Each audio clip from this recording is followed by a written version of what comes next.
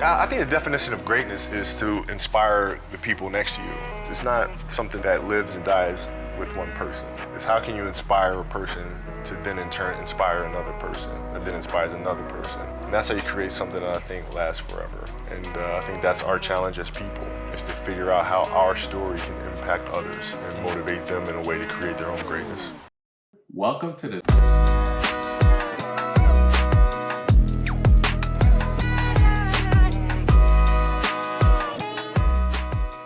Welcome to the 3-on-3 podcast. That's right. You're tuned into the number one basketball podcast in the universe. I'm joined with my guy, Ev. My boy, Lou's not here, man. He'll be back with us. He's enjoying his birthday. Happy birthday to you, my guy, Lou. Happy birthday, Lou. You running. Yes, sir. Don't do that. No.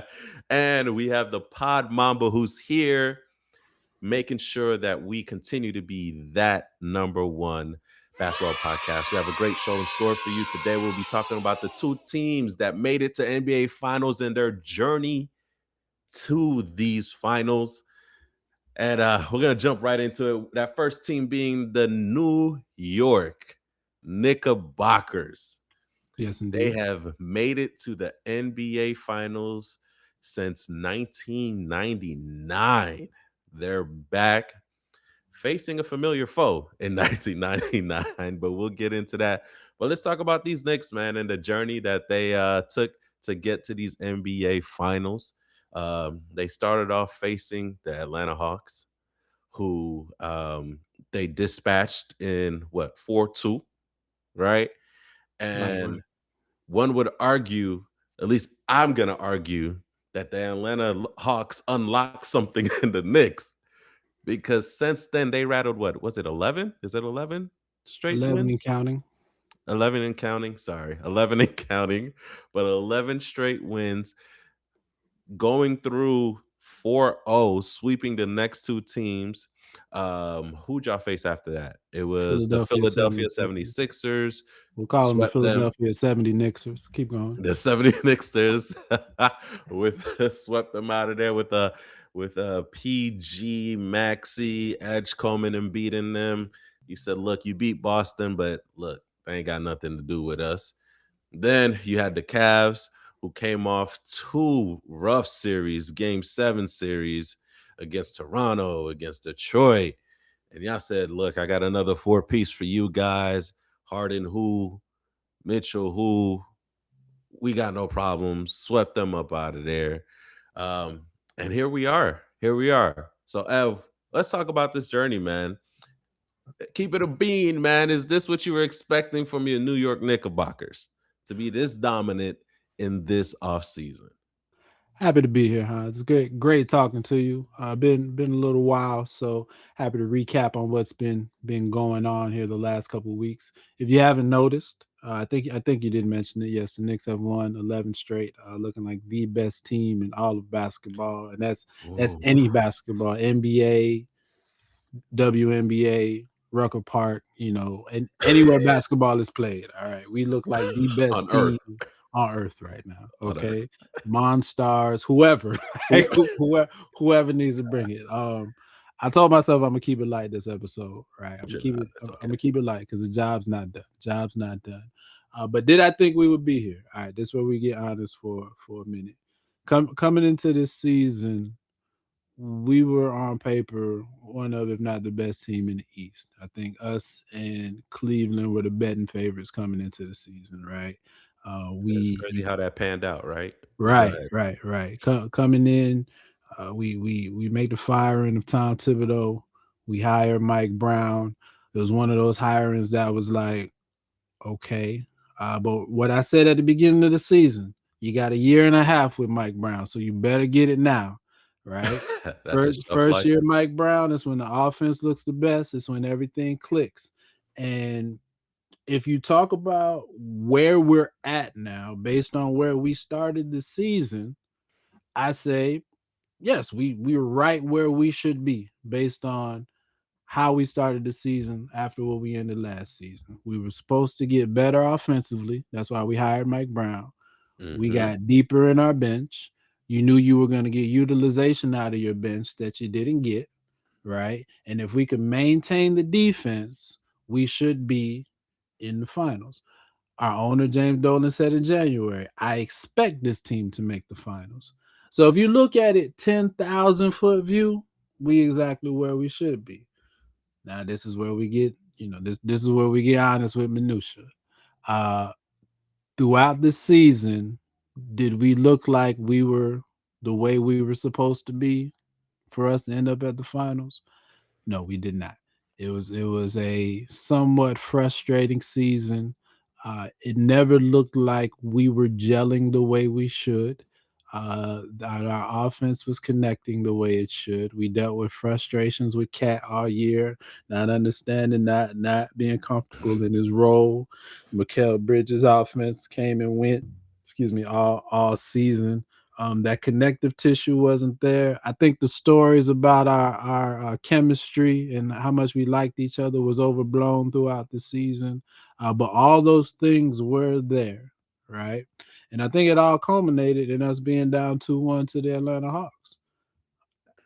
Blame. That's it, man. You need to give them credit for unlocking something in you guys. But I Shout guess out what to you're Atlanta. essentially what you're essentially saying is you knew you would get there. The road taken is not what you thought you would take to get there. Essentially, Absolutely. um, Absolutely. you you you would have hoped that you would have started clicking earlier on rather than doing so in said playoffs. But what do you? I guess for me, what do you have to say for those who really take umbrage to your quality of opponent? Now, granted, you can't control that, right? You do not have control against who you essentially play or see in the postseason. But what do you say to the critics out there that's saying, you know what? Did you really have competition, right? You had a new Atlanta Hawks with young players who were trying to find themselves without Trey Young and trying to figure it out. You had a Philadelphia team who's kind of overachieving with a hobbled Embiid, and then you had a Cavs team who didn't actualize their potential. What do you say to the quality of opponents that you reach to get there? If you have my phone, if you have my text messages, all I right, had your group chat. people, if you have my group chat, right, those weren't the things people were saying when we were down 2-1. Those weren't the things people were saying at the beginning of the Philly series when Philly knocked off Boston. Those weren't the Mhm. things necessarily that people were saying at the beginning of the Cavs series when it was again the two betting favorites from the beginning of From the of the, beginning, of yeah. the season that were coming to play each other. Right? I can hear the argument of who did we play, right? Who did we get through? But there's two reasons why that doesn't matter to me. As The Rock says, it doesn't matter what they say. It doesn't matter. Exactly, exactly. One, nobody ever goes through the champions run and lists out the teams that they played to get the championship at the end of the season. You get the chip. There's questionable opponents on every champions run to the championship. All right. That's one. Two, and the biggest one, I hear you if we talking 6, 7 game series that we squeaking out games, all right? We blowing teams out by 30, 40, 50, all right? We're dominating opponents. So that means to me, we're just at a level, we're levitating at a level above right now to where it didn't matter who the opponent was that you put in front of us in the East. This version of the Knicks, we're gonna get into the finals later, but this version of the Knicks is different to me. Where we're clicking right now, when you see a team at this level of dominance, it's more about how the team is dominating and clicking than it is the opponents that they're playing against. So that's my honest, unbiased take on Imagine that. bragging about that, and they're playing the Hawks, the Sixers, the Cavs. Like, no one cares you're blowing these teams out, Evan. That's cool, Pop Mamba. We're gonna make you care though. Don't worry. Don't worry. We So, got we got time for you. Like I said, you got I'm taking it do you light this episode. do you guys hear the footsteps in the background though? So, whereas which we'll get to the West. We'll get to the Mhm. West. One would argue though that teams the teams that you're about to face, right, have actualized their potential longer than you guys have.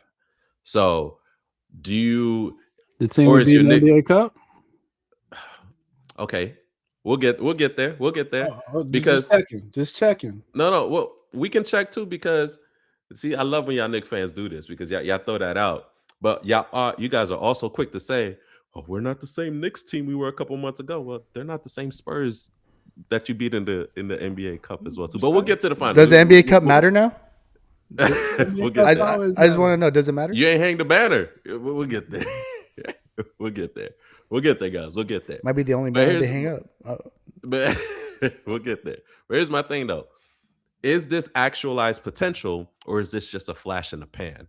And that's what I think is going to really drive this, because at the end of the day, we've seen historically, right? The teams that are playing good basketball coming into the playoffs generally make the longer run, generally make it further versus the teams that hobble into it, catch the rhythm in there. I'm not saying it can't be done, but me from an outsider, non-Nick fan looking in, I wonder, it's like, okay, is this actualized potential? Is this the Knicks actually, meeting all their potentials and clicking like they're supposed to, or is this a flash in the pan like situation?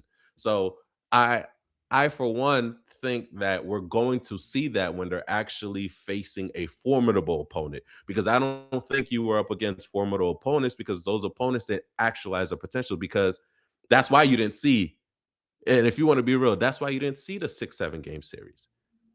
So you're telling me the only team that actualized their potential were the Hawks? If you want, I keep hearing, if you want to be real, if you want to be real. Nobody was saying these things 12 games ago. Is my point.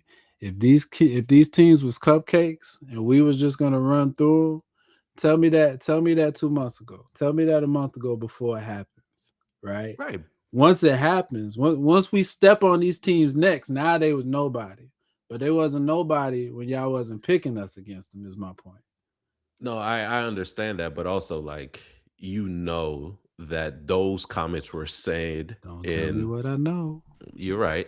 I was One saying could that. assume that I was saying there were those nobodies. comments. No. I was saying that, but I said it. I said it on Wax on the last show, right? Because I thought that Philly was going to be a formidable team for them, given how I seen Embiid show up, Paul George show up, Maxey and Edgecombe show up against Boston. And we know Boston had been playing well, right? Mhm. So I thought that given how those players showed up in that series, if they showed up like they showed up last series, this would be a close series, right? Right. And what happened? They didn't show up. And my argument is they didn't show up because of the Knicks, of anything the Knicks did. You get what I mean? They didn't show up because of their, just like the Harden. You even said it. James Harden is gonna James Harden, right? Yeah. You've said it on Wax for years. Mhm. James Harden is going to James Harden. Now, does James Harden because of his opponents, or is that a James Harden issue? So I respect it. I give you where you're going with that. The teams that we play had obvious flaws that were going to that more likely than not were going to manifest themselves, right? So I don't disagree with that.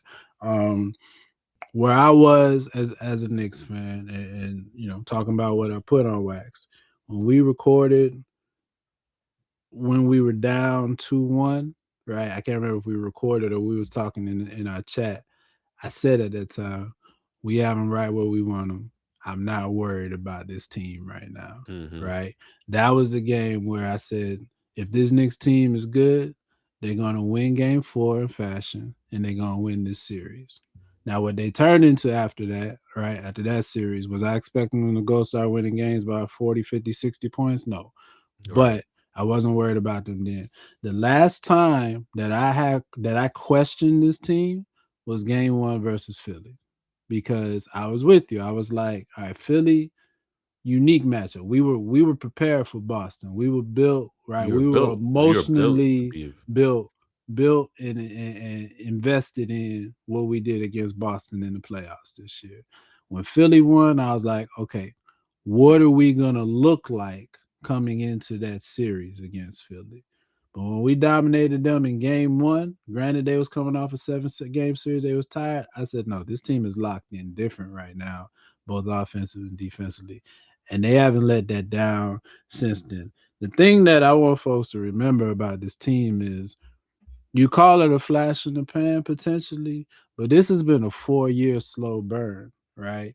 And you've been on the ride with me for 4 years. Remember 22-23 when we lost to the Heat, and Hans, you're gonna remember only person that'll get on the plane going back is Brunson. All right. Yeah. Everybody else I got to remember you walk like back. sell to New York. the whole team except for You Brunson. remember. You remember the year later, right? When everybody was hurt against Indiana, and it was like, all right, we 7 games, but we got nobody, right? Still, Jaime Jaquez got to see me in the streets when I see him. Oh he did man, I Orlando, knew this was right? coming. I was like, I knew this Absolutely. was coming. Still Man. got to see it. It's free smoke when I see Jaime Jaquez. I don't care if he's in the coming NBA, up, man. right? Last Randall year was when the balling offense, here, too. when we just watching last year, and the offense is like, what is this? Like, it looked horrible in the playoffs last year, right? This has been, but conference finals, right? Conference finals. We've been building each year, putting pieces together for it to finally click. It's clicked in a way that has looked historically great through through get into the finals. I'm gonna give shout outs that I don't even want to give shout outs to. This is the only Lakers mention I'm going to give in the show. This is 2001 level dominance of going through the playoffs with the Lakers. This is Golden State level of on-court dominance in 2017. That's just what we're seeing right now. And so I say that to say, to your flash in the pan comment, can we keep that for 2 more weeks is what I'm saying. Can we keep that cohesiveness and chemistry for 2 more weeks? We're going to see. Speaking of the Lakers, should I mention? I said that was the only Lakers comment of the show. Right? Go back on mute. Wait, hold on. He's like, should we make this? Should we mention what happened last time the Knicks were in the finals? Should I mention it doesn't listen. Unless we're talking 23 and me, we're not talking about the Lakers, okay? That's it. No more Lakers comments. All right. Oh my goodness. I mean, I don't know, Ev. I'm sorry. As much as that was rude to me. As much as you're my guy, and as much as my allegiance to being first place I lived out of the great nation of Haiti was this Brooklyn. This is your moment. You New should York, be standing up, bro. I don't get it. I just the delusions, but I get it though. I get it. The delusions. Let me write that down. Let me text that to the group chat. You literally compared this Knicks team to the Golden State Warriors' historic run and the Lakers' historic run. When, like, come on, this team was not that dominant. It was not that dominant. Come on, F. But I will give you credit though. I do think they're the third best team in the league right now. The way they're playing, third best. Write it all down. Write it all down. I'm just taking notes. That's all. Delusions and third best team. Yeah, I want to capture that. All right, Delusions, third best team. All right, keep going. I'm sorry. Here acting like I won 73-9. It's just like I'm not. No. That's not what I'm. Okay, let me make sure I capture that accurately. What I'm saying is this level of playoff run dominance, where a team is as locked in and overachieving above their competition. That's what I mean it from. What the playoff run has looked like so far. Strictly talking this 3-week, 4-week window of playoff run. Right? I'm mad you left off the LeBron Heatles run, man, and the Cavs run. Those were some dominant runs. Don't mention my Lakers. Don't mention my Lakers with the Knicks again, man. We won 16-1. It's not even comparable. I mean, you went to Game 7 with the Atlanta Hawks. Don't compare. You said by 2 points? We did not go to Game 7 with the Atlanta. Yeah, there were 2 1-point losses. You talk which? To the Hawks in the first round. To the Hawks. Okay. And then we beat them by 50 in Game 6. All right. You was out the country, Pop. That was it only went to Game 6? I felt like 7. I'm surprised it even took you 6. Well, when you So it's a dominant beat a Knicks team. when you go up 61 You're comparing them points on to the Golden State Warriors and the Lakers, the 2000 Lakers, like 6 games against the Atlanta Hawks. Listen, man, it's a 2-power warning, okay? It's a 2-pot order. It's a 2-power warning. All right, 2 shows from now. I'm sorry, but yeah. So that's where I'm at. That's where I'm at with the team right now. All right, guys. Let's move on to the other side of the coin real quick, man. Before we get too heavy on the Knicks fandom here. All right, let's talk about these San Antonio Spurs, man, and their journey to these NBA Finals. They just beat OKC in 7 games. Before that, they dispatched the Timberwolves in 6 games. And before that, they dispatched, who was it? You know who, they behind you. I know who. I just don't want to relive it because it never happened. But we got 1 game on them, the Trailblazers. 4-1, whatever. But nevertheless, they have had a crazy run.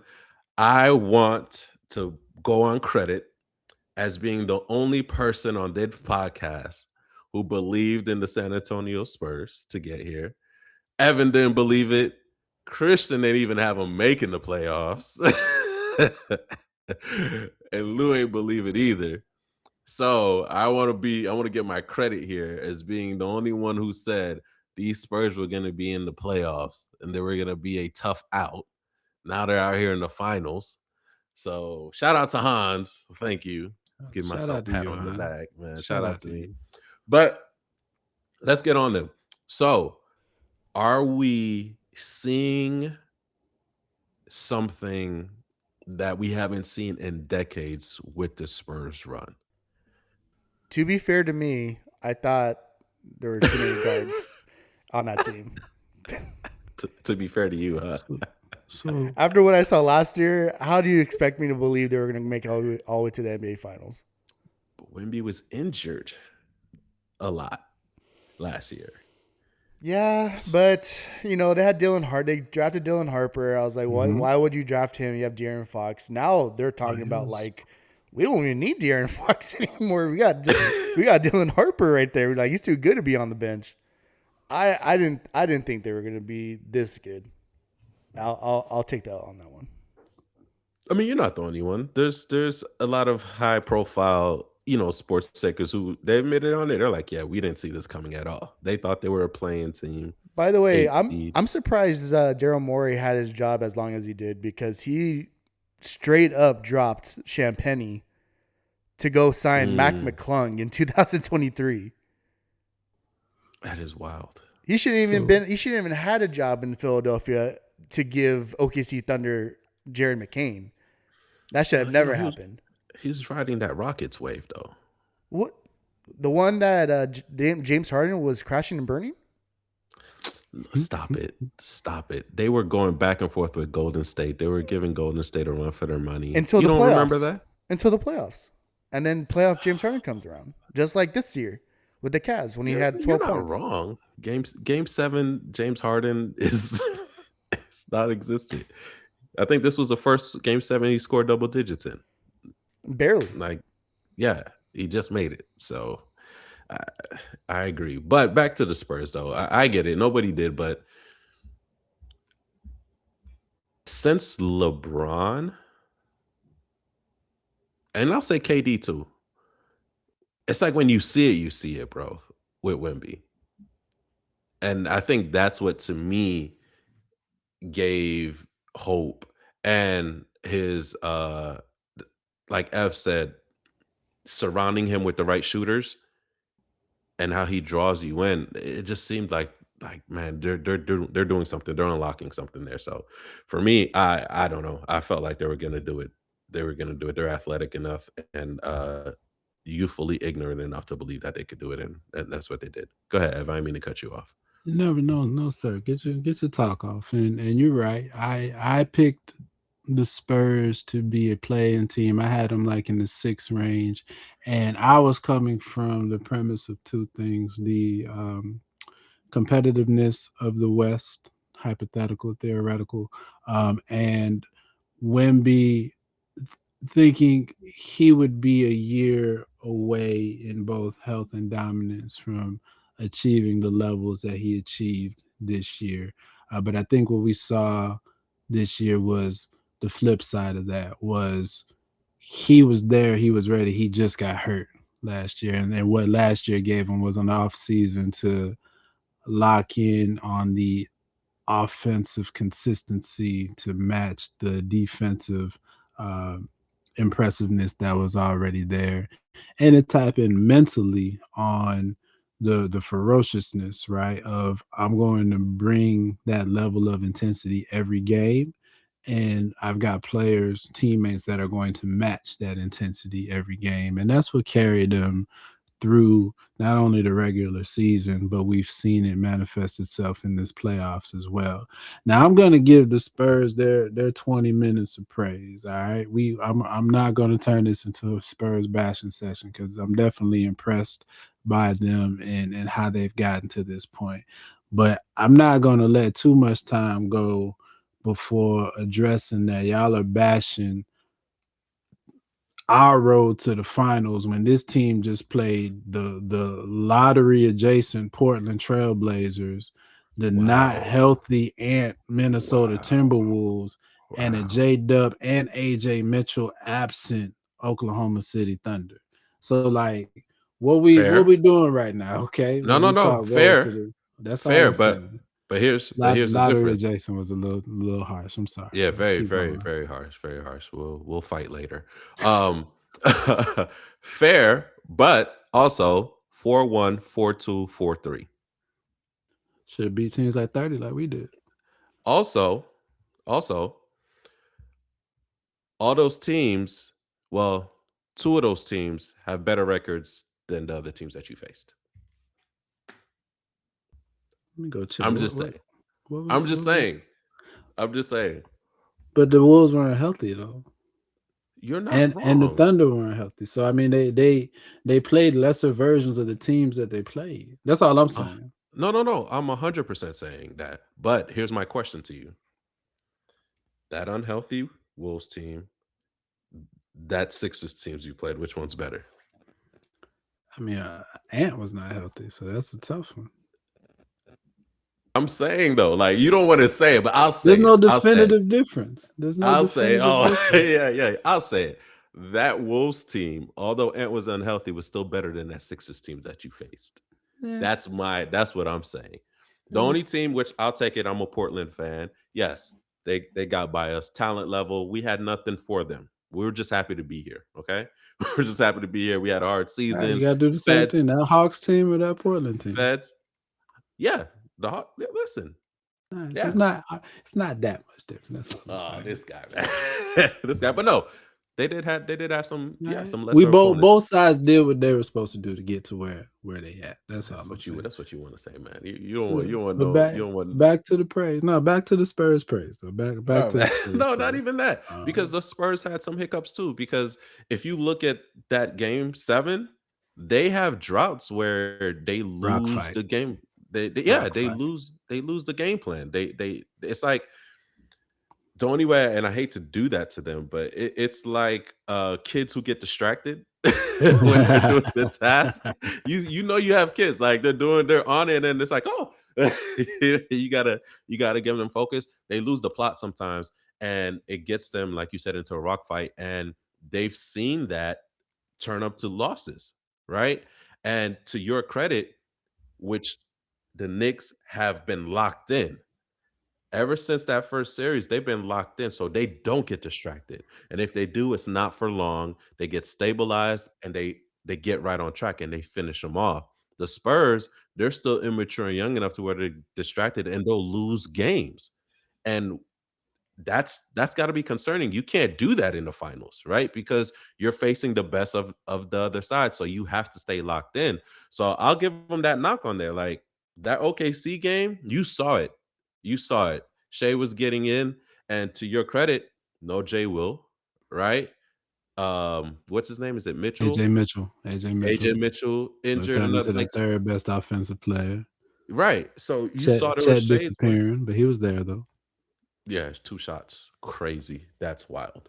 Um, so they lost the plot because that game, OKC led for a point. They led by 2. The Spurs gave up the lead. So no, I'm not gonna sit here and say they were dominant and masterful in it. I just think what's fascinating about the Spurs is number one, they come with energy. They don't lack energy. They don't have a lull of energy. If anything, they have a lull of discipline. If I'm them moving forward, I put it in the chat. Castle's a turnover machine. He Westbrooky. yeah, thank you. You're right here. I was like, yo, he gives me Westbrook vibes. Mhm.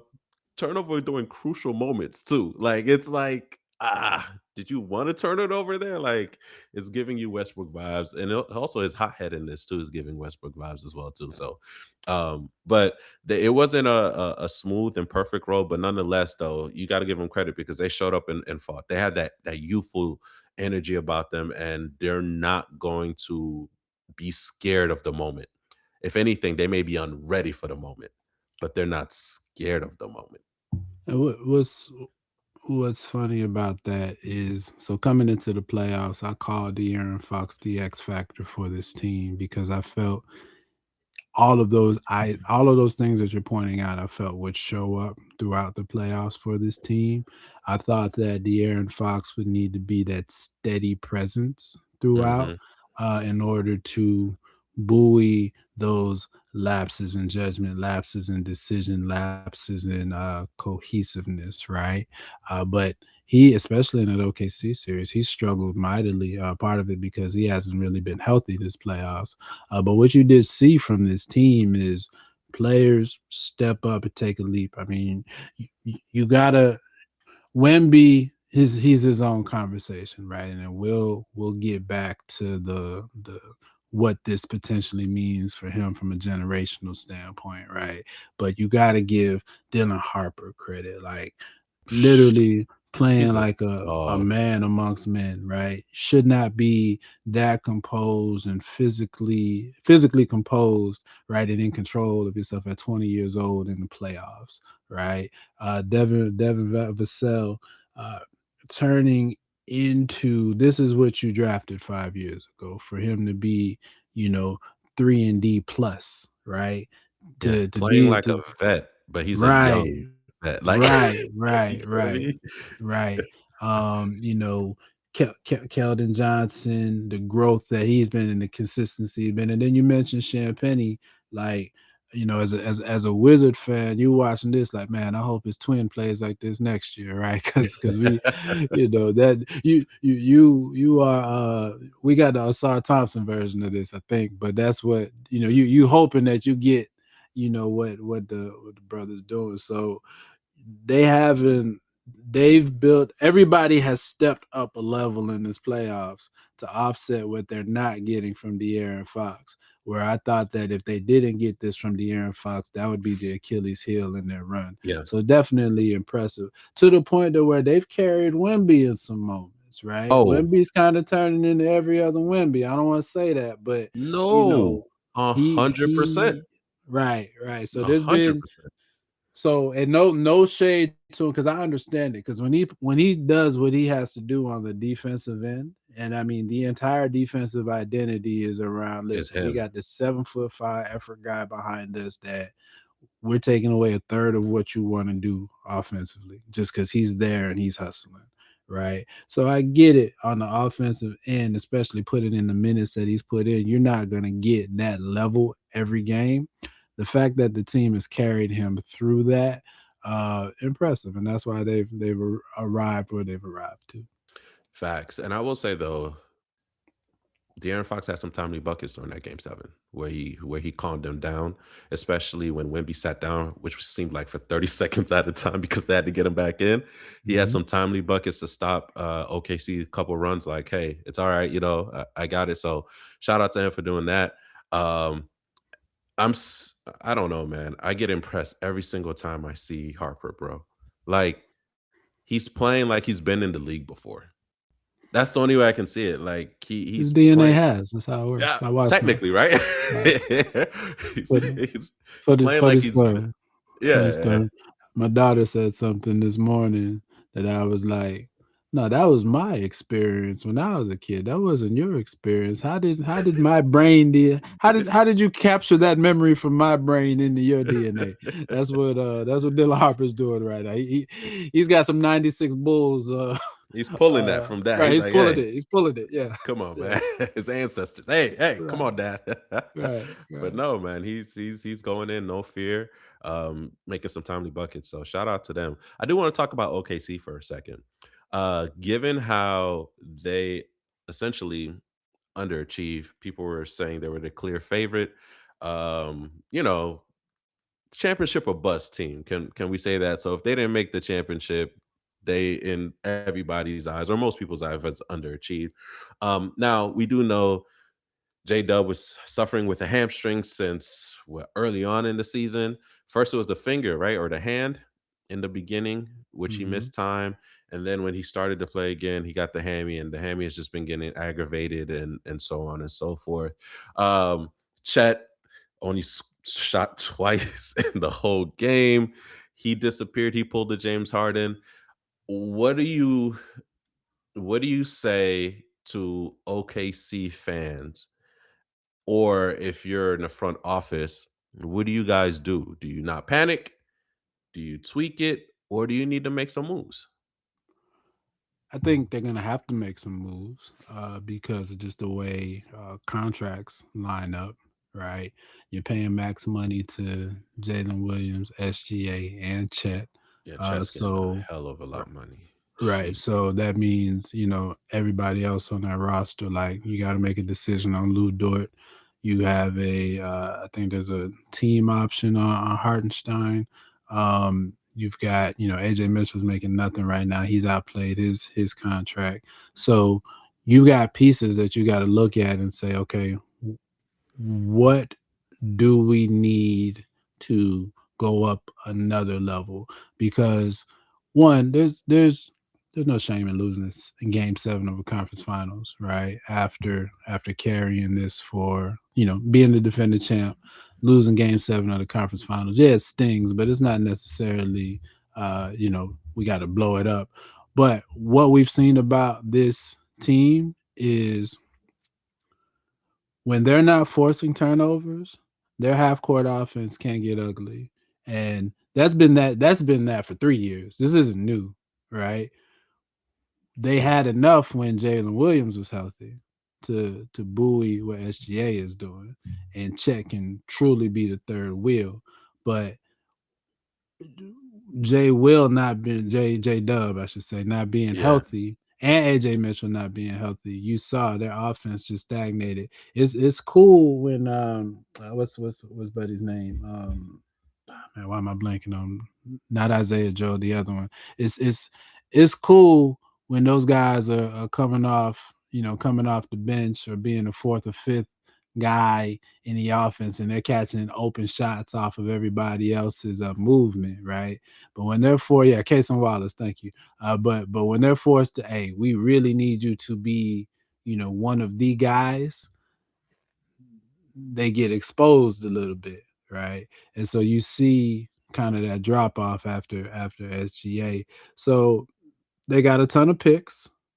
They've got players that can be moved. I think their core identity will be there because again, J Dub wasn't healthy.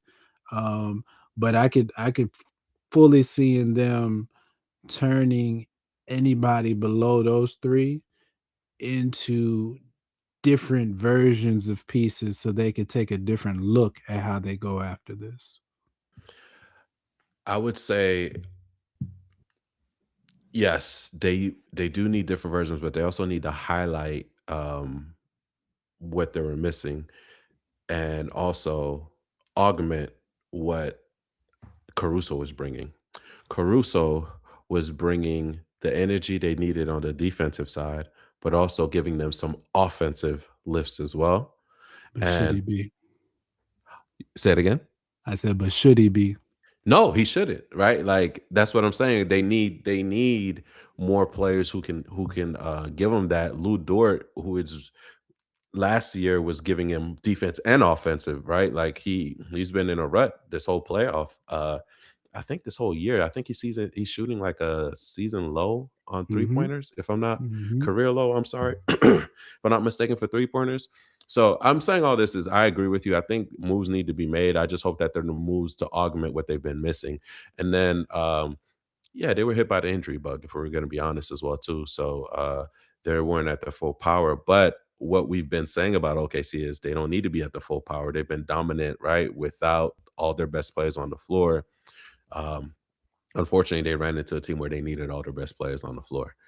That carries you through the regular season, but it's hard to, whether it was the Spurs or any other team, and the Spurs, I mean, unique because I mean they came for them directly all season, right? Right. I mean, 4-1 during the regular season, They but came for their it's, necks. I mean, it's hard for any team to make it to the finals when you're missing your number 2 guy, right? Number 2 guy, and then somebody who's turned into one of your key guys. Like you're missing both of them.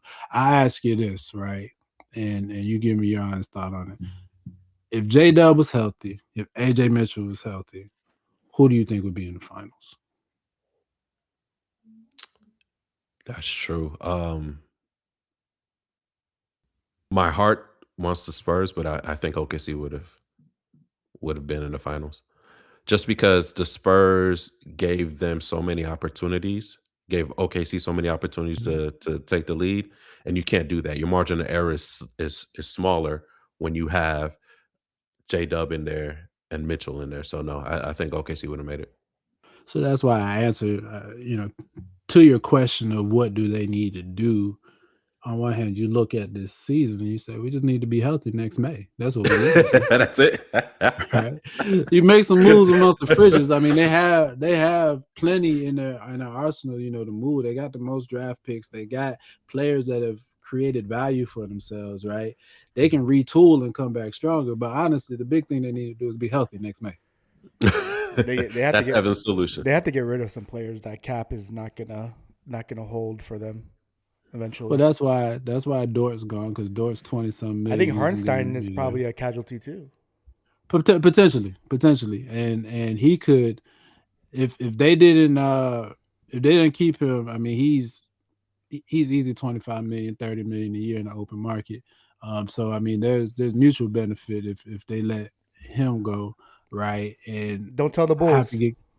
No, listen, right. So I mean, they'd have to get creative in what they did there, but yeah, that's what I'm saying. Outside of their core 3, like they'll make some moves, but honestly, those core 3 just need to be healthy in May, and give themselves a shot. Healthy and I don't know, Chet show up maybe. I don't know. Anyway. Yeah, we'll talk more about that. We have time to talk about that. All right, let's get to it, man. The finals, baby. June 3rd, Wednesday, 8:30 Eastern. Spurs, Knicks. I'm not gonna ask Ev who he got. I'm not gonna ask Ev who he got. Let's talk about it. Okay, bet. What's your prediction on this, Ev? Knicks and how many? Knicks and 6. Knicks and 6? So I the gave Knicks. you Knicks and 6. I gave you when we won Monday night. I text you. I told you we won Wemby. I think the Spurs. Granted, Wemby himself is probably the most unique thing to game plan for in the league. But the Spurs as a whole, I think, are a more straightforward team to game plan for than the Thunder would have been, especially a healthy Thunder. I think we can game plan for the Spurs. I think that they don't impact what we do on offense the way the Thunder would have impacted on offense. And honestly, I feel right now, I've said this for 3 weeks, this version of the Knicks I'll take against anybody. I just honestly will. Anybody, No, it's any the best team version of the Knicks in the world. It's the Yes. best version of the Knicks since the 90s. I'm sorry. Yes. Like this is, and the mellow Knicks were great. Don't get me wrong. That was fire. But even the mellow Knicks, I don't think this is different. I don't think you can even put it there. Like this is different. This is the best Knicks since Allen Houston was out there.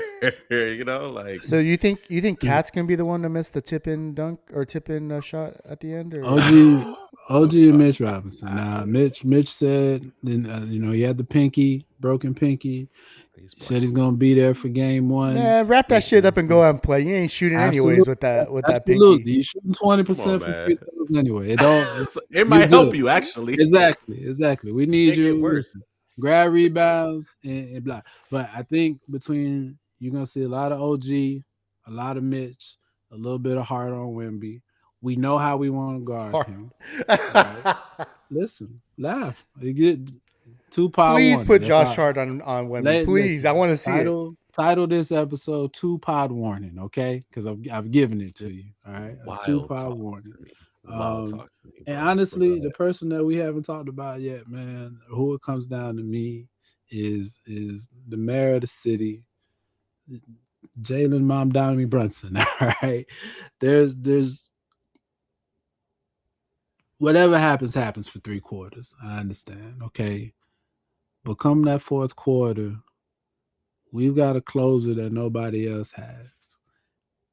We've got a calmness, an organizer that nobody else has, y'all. We're on a 4-year run of this. All right. Some respect is gonna be put on his name in the next 2 weeks. That's what I got for you. Some respect is gonna be put on his name. I'll say this. Number one, I think respect has been put on his name. I think it hasn't, Hans, because you haven't apologized yet. It hasn't been put on his name. I ain't gonna yet. Apologize. I'm gonna get it in 2 pods. I think respect has been put on his name and where he's at. Here's what I'll say. Enough. I think the Knicks, Spurs in 6. That's my prediction. Spurs in 6. I think the Knicks are. I think they're playing at their peak and they're humming right along. And I think the Knicks are really going to push the Spurs to the limits. I say 6, but this could go 7. Easy. I do think that Jalen Brunson is the best closer. I think him and Shea, like throughout the season, they're right there. But I'll give the edge to Brunson. As far as closing, I'll give it to them. I think the Spurs, to beat this Knicks team, they have to win the 3 quarters to where the 4th quarter doesn't matter. That's how I think you have to beat the Knicks team. Because I'm sorry. Yes, you're clicking now, but certain habits are who you are. You guys always have to get punched in the mouth to get woken up. It just happens. In that Philly game where you said you blew him out, on that first game where you didn't blow him out, you guys got punched in the mouth. It's game 2. Game 2. No, you guys Philly. got punched in the game mouth 2 in Philly. In that first game. And you ended up winning. Game 1, we won by like crazy amount. Game 2, they punched us in the mouth. But keep going. Let me not interrupt you, sir. And that's my thing. And also, like, come on, man. You said hard on Wemby.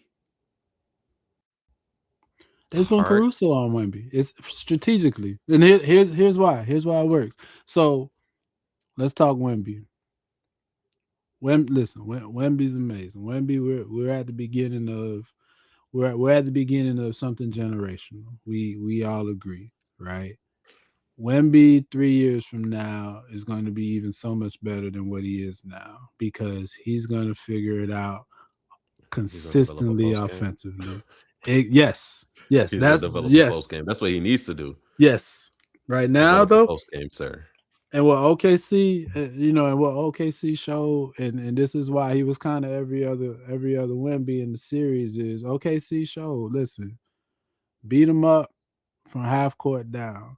Wemby doesn't have. I'm gonna take the ball at the wing and work my way all the way down to the basket and get my basket, right? That's not him. He wants to get the lobs. He wants to, if he gets it down low, quick problem. If he gets it down there. But OKC showed, beat that man up all the way, right? And listen, Knicks, we've been chilling 9 days. We were watching. We took notes. We Oh know, no, listen, you know. I'm messing with you with the heart, but you have the right game plan. Give him so many different defensive looks. That's what OKC did. That's why Right, you got him every other. Like, give him so many different looks that it frustrates him. right. And to be real, if you guys play the passing lanes like you did in Cleveland, man, He's the taller than Spurs are gonna have a OG. problem if you play Right. the passing lanes He's because you taller guys than were OG, but he's not stronger than OG. He's taller no. than Mitch, but he's not stronger than Mitch. That's all I'm saying. So we can stay home on him and not have to double him because he doesn't have a double teamable offense quite yet. Right? If he gets it down there, it's trouble. That's what But I'm saying. If they get it to him down there, you got to double, right, but and he's that's not. it. He can't get himself down there consistently. And if you Okay. beat him up enough, he wants to start shooting. What do Right. you think about So Mitch? Do you think he'll adjust to your game plan to where he'll start to play towards Wemby's strength? this. All right. This is my biasness coming out. This has been. This will be the culmination of the Mitchell Robinson experience. Okay, Oh the man, yeah. the unsung hero for 4 years now, fighting through injuries, finding his niche. This would What? be Mitch's moment. Can somebody pull up Mitchell Robinson's birth certificate? Is he from New York? Because the way Knick fans be hailing this dude, wait for Mitchell Right, Robinson. He's coming. right, you're Wait right, for Mitchell you're right, Robinson. you're Wait for right. Mitchell. Where like Two where pod is he warning. from? Two Is he pod your warning. savior? This is your king? Listen, no. This is who That's the you're mayor. That's the this mayor. is who you Okay, guys are that's the banking your mayor. season on. Mitchell Robinson. He's from Pensacola, Florida. That's the mayor. Okay. Y'all Mitchell know, Robinson. Their savior's from Florida. Pensacola, Y'all know Florida. Florida, South New Pensacola. York. What we talking about? All right, that's the South New sixth York. borough down there. Okay, what we talking No, about? get out of here. What we Man. talking about? Get out of here. No, man. What are I we think talking about? Brunson is barbecue chicken. You know that, right? Listen, man. 2-pod warning, pod mama. The think guards, Brunson- the Spurs guards are looking at Brunson you, that like was a my next. cheetah looking at a fat gazelle. I think Brunson's gonna have some trouble. I think Brunson's because look at what they did to SGA, bro.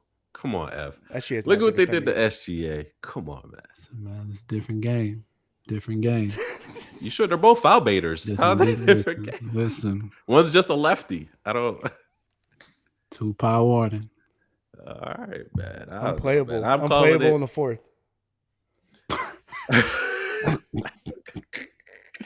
I'm calling it. You're gonna be man. sitting on the bench on defensive purposes like Chet was. Oh yeah. He is a defensive liability.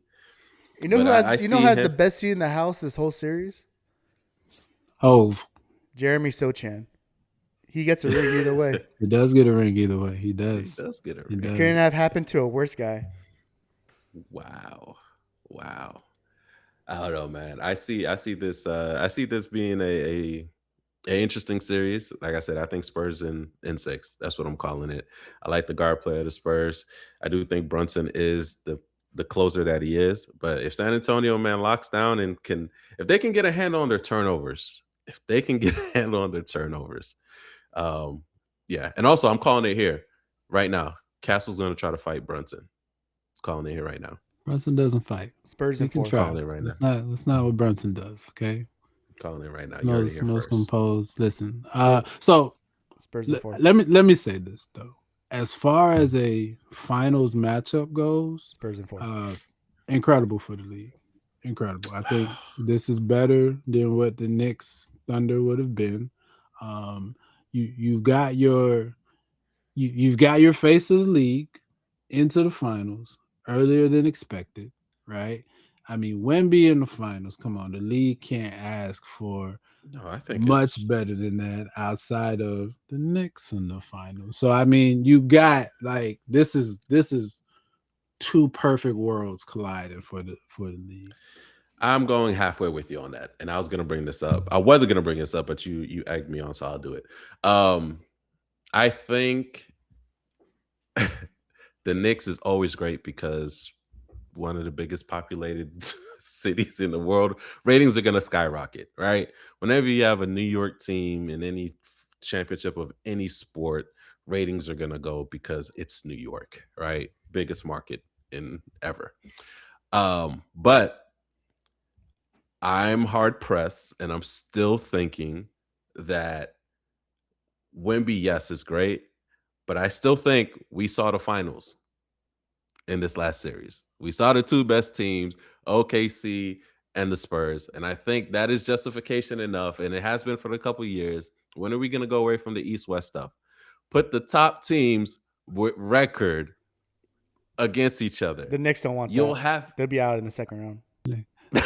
I'm just saying, if we put the top teams, man, it's like the Rams and Seahawks this past NFC Championship game. Like it didn't matter who won; it was whoever was going to win was going to beat down on New England. I'm saying. I feel like we saw the championship. OKC, that should have been the championship. I think we should go away from the East and the West until the league levels out and get just top 6. Listen, man, you know I'm right. The top 16, man. Come on, Ev. You want to see it. Your Knicks will still be in there. The opponents would be different. I think that'd be a way more competitive. Y'all would just lose to the Denver Nuggets. That's all right. We wouldn't have the NBA TV series like you call them, Ev. Listen, come on, Ev. I care about you. I care about your time. Okay, I want to be as amenable and appreciative of you as possible. Start early, okay? Don't wait until after this happens. I need you to spend the next 2 weeks clipping all of this foolish slander that y'all have been throwing my way, okay? And just clip it into a montage. Just one snip a day. I mean, Hans just threw out like 4 of them right there. I did. The Knicks are the third best team. So when the Spurs win, do I just throw in the trash then? All the clips that you want me to You won't need to. Just start early, all right? Because I need all of this ready in 2 pods. This is your 2-pod warning, okay? You think you're the favorites? I don't care. Of course. And I don't care what the bettors say. The only thing we have going against us is that we've been off for 9 days. That is it. All right. That helps you. That'll flesh us coming off an injury. I agree. But what I'm saying is keeping the symmetry going of what we've had going, right? That's the only thing. But if we've been practicing right these last, and I'm not worried about that because Mom Dami Brunson got us right. Every day we show up in the gym. You guys are going to win one of the first 2 games. We're going to win 4 of the first 6 games, Hans, okay? Oh, my God. You heard it here. We're going to win 4 of the first 6. All right. Oh man, clip that, Christian. Clip it. Clip that. Cat with a tip in for the win. Might be. He's gonna be in foul trouble. And he's gonna be in foul trouble. I can't wait. Hey man, what's the over under on Cat getting 2 fouls in the first 5 minutes, man? What's the over under on that? Yeah, 2 broken nails. Over under 2.5 broken nails. Clip that. You better start Mitch. Man. You better pull I can't believe he got Coach of the Year, by the way. You better pull a Missoula, change the lineup. I can't believe he got Coach of the Year. That's crazy. But all right, guys, we've reached the end of our podcast. Thank you so much for joining us. We appreciate it. As always, check us out on social media. We'll be back next week to talk about the demise of some team. Where we're at, who'll see. Anyway. All right. He's screaming, let's go Knicks. Anyway, all right, y'all. We'll see you guys next time. Take care. Peace. What's up, guys? Thank you for listening to the 3-on-3 podcast. Please be sure to give the episode a thumbs up if you loved it. Hit that subscribe button, and last but not least, hit that bell so that way you're notified every time we drop a new episode. Hit us up on our social media, guys. You can find us at the 3-on-3 podcast on IG and Twitter. If you want to give us any ideas or suggestions, shoot us an email at the 3on3podcast@gmail.com. We appreciate you. Thank you for tuning in. See you guys next time.